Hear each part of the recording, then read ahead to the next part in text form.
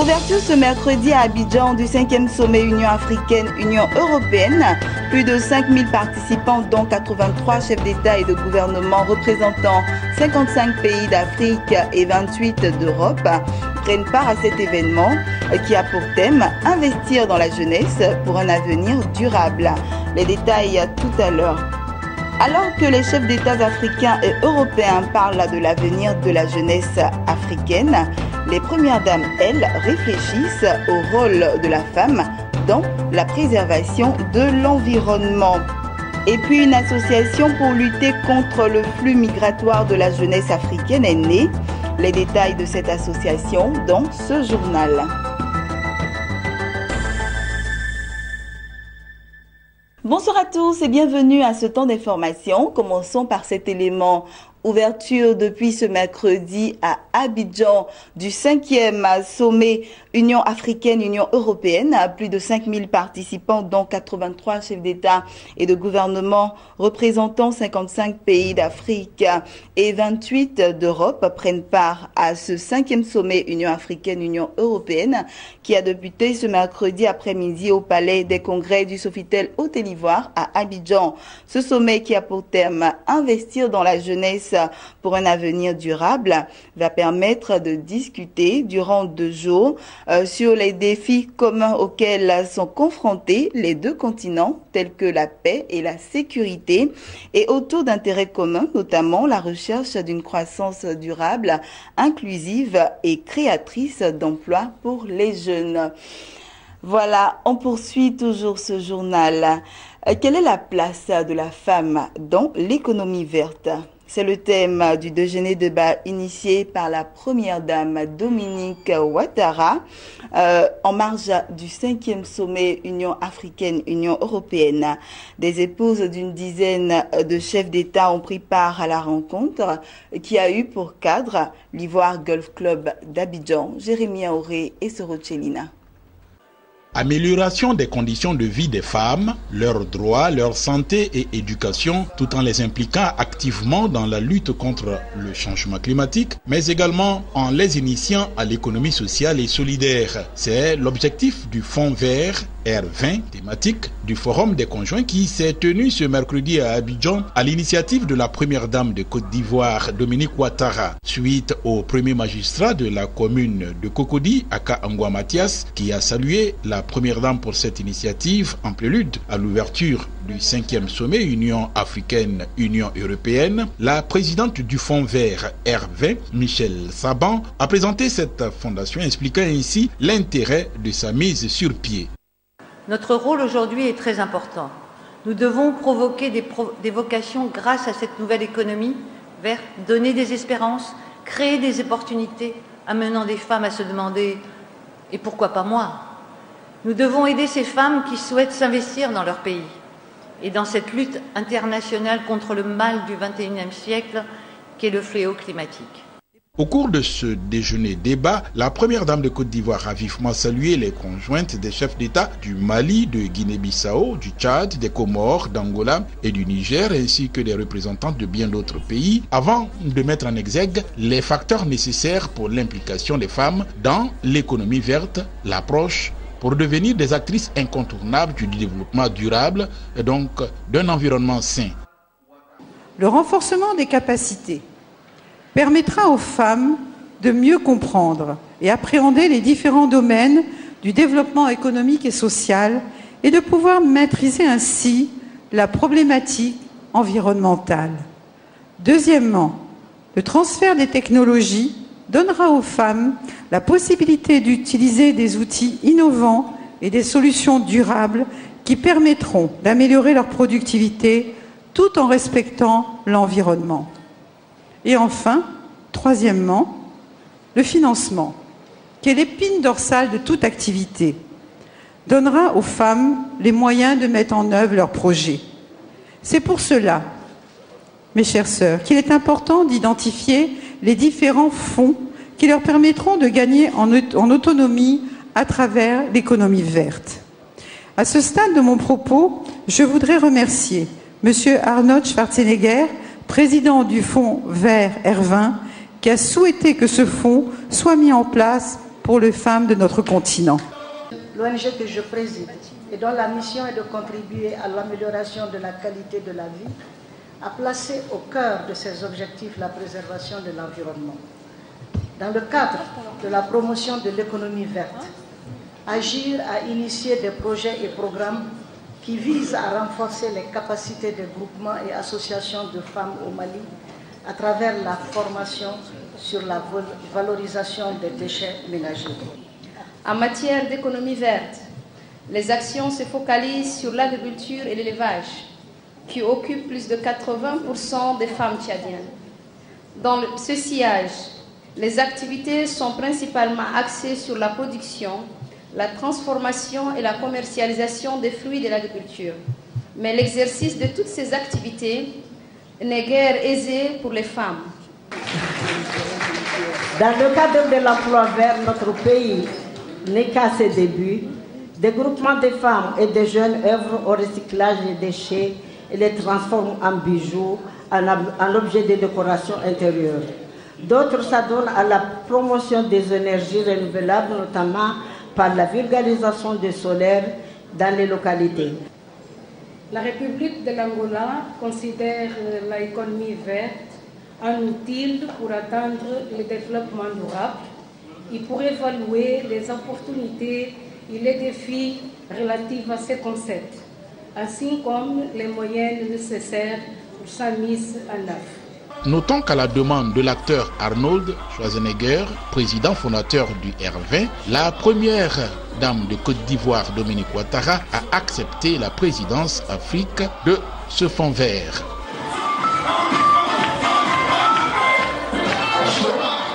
Au moment où les dirigeants africains et européens sont réunis à Abidjan pour parler de l'avenir de la jeunesse africaine, le groupe école 2IAE 2IFE démarre à Azagué, une ville située dans le sud de la Côte d'Ivoire, des travaux de préparation des jeunes Ivoiriens à l'entrepreneuriat. Des sessions pratiques avec les étudiants en fin de cycle des filières production végétale, construction, bâtiments et travaux publics en vue de permettre à ceux-ci de se familiariser avec les difficultés du terrain. Mon désir Nascimento Odifini et Lignon Gilbert nous en disent davantage.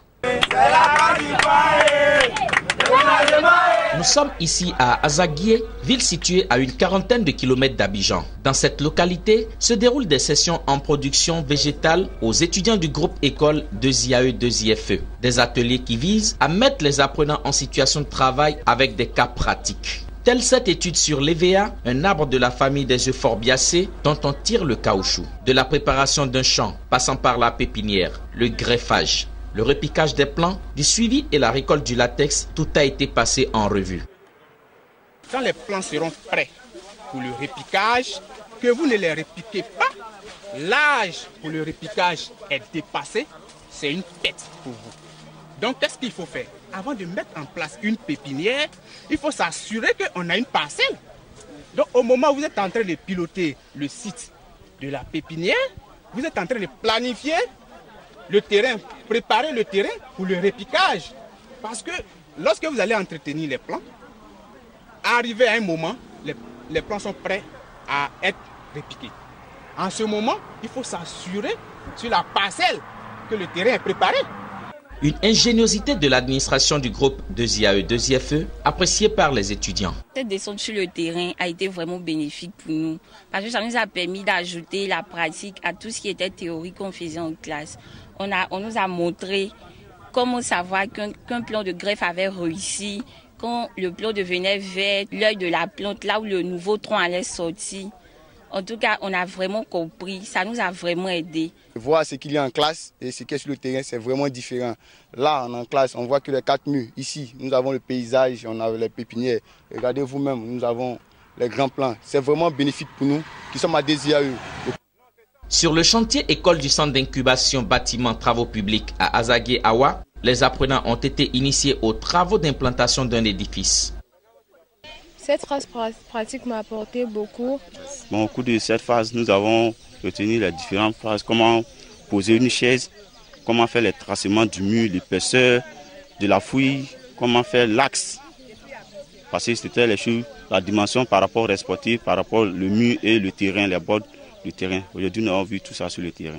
Le groupe école 2IAE 2IFE, érigé en septembre 2006, s'est donné pour vocation de former à la création d'emplois. L'institut s'est doté d'un cabinet de conseil et de formation et de 3 centres d'incubation. Il s'agit notamment des centres d'incubation agro-pastoral à Azagué et Bingerville, le centre d'incubation animalier à Azagué et le centre d'incubation pour les métiers du bâtiment situé à Azagué, Awa.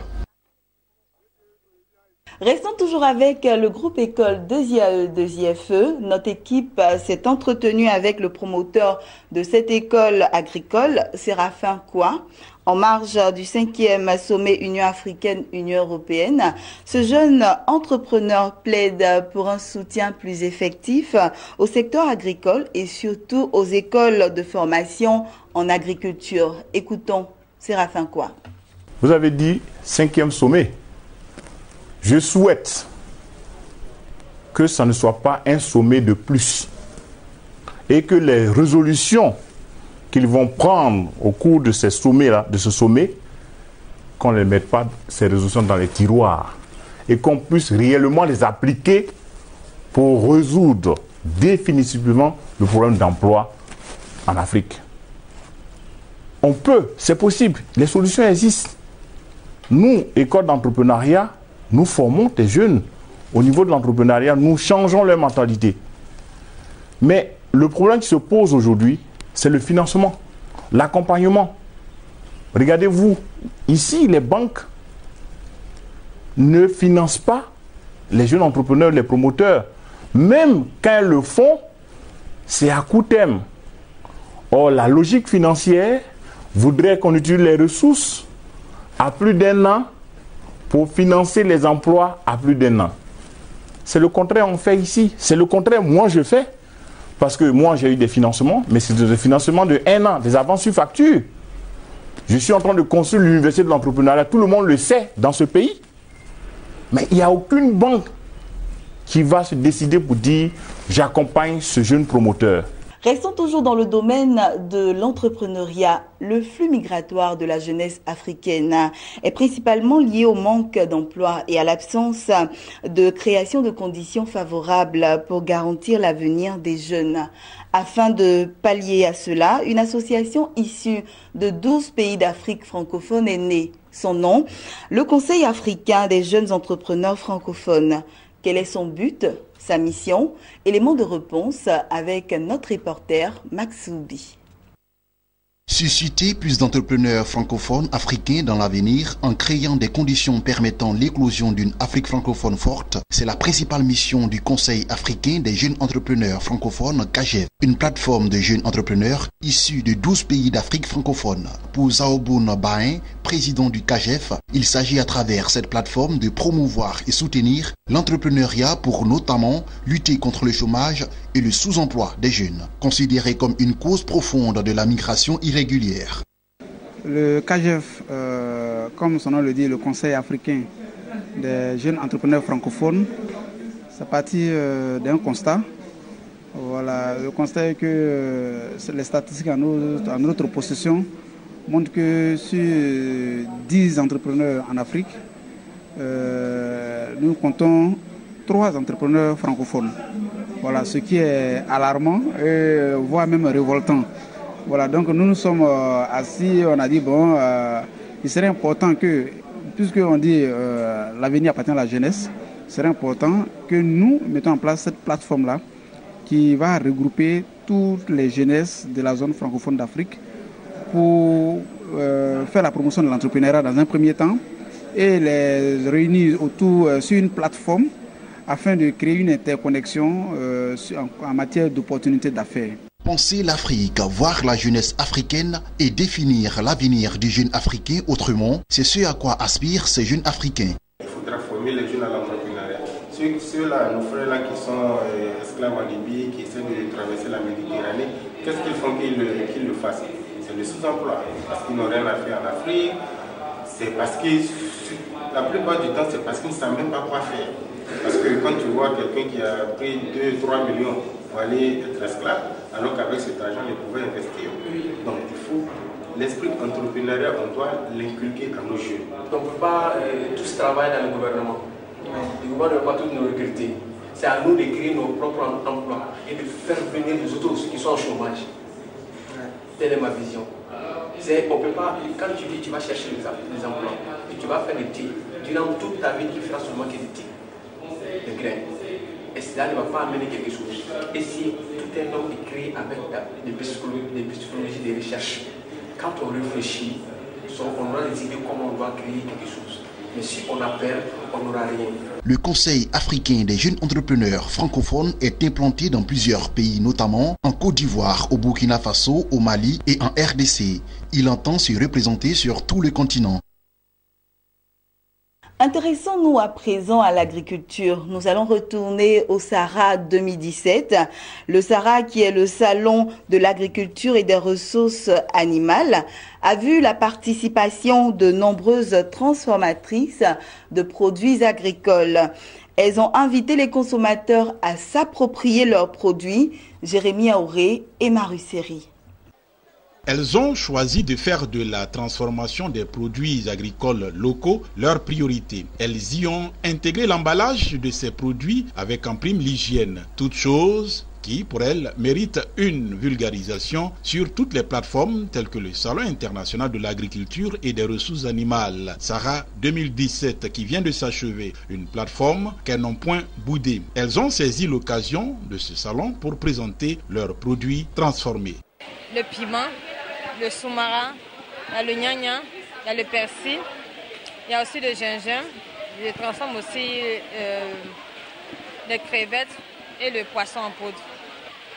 À ce propos, nous avons le gingembre confit, la farine de patate, la poudre de cannelle, la poudre d'aubergine, la poudre de poivre noir, la poudre d'anis.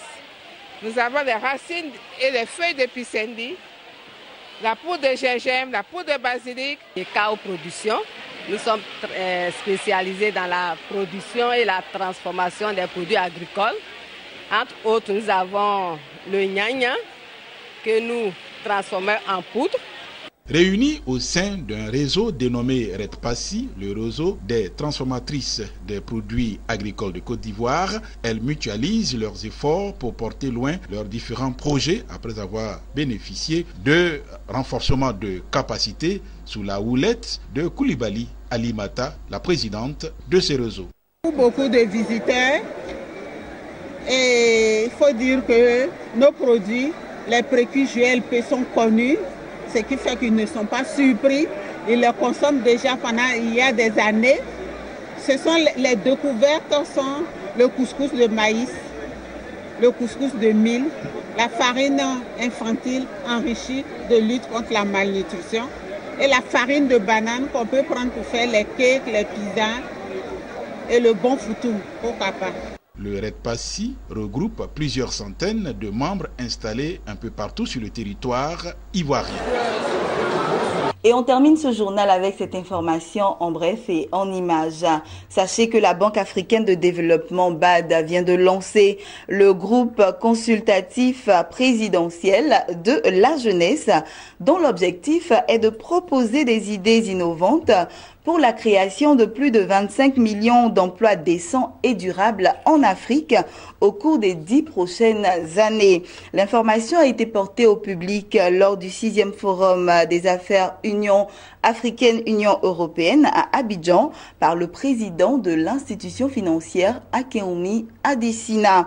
Et à terme, la BAD espère sortir 50 millions de jeunes du chômage et du sous-emploi. C'est ici que nous refermons ce journal. Je vous souhaite une bonne suite de programme sur Business 24 Africa.